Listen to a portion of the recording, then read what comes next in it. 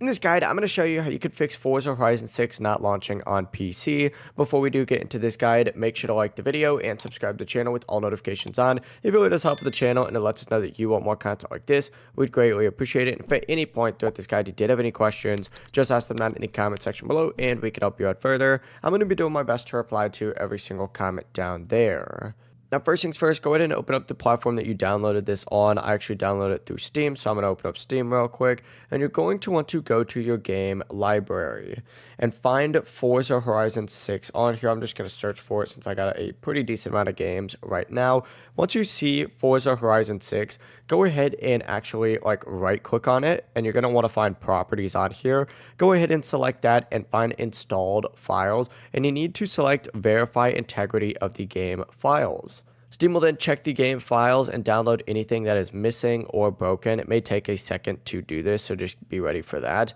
But if the game still does not launch, what you're going to want to do is try moving the install location to another drive, like from your C drive over to your D drive, for example, and then go back to the installed drivers, hit browse, and then of course it's going to pop up with a page that looks like this, and you need to find the Forza Horizon 6.exe file. It's going to look something like this.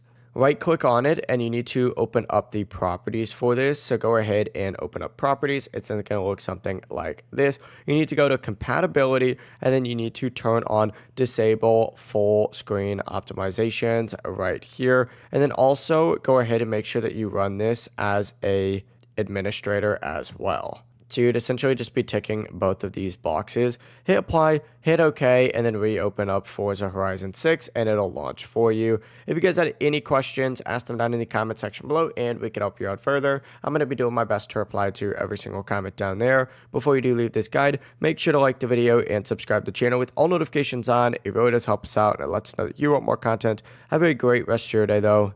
Peace.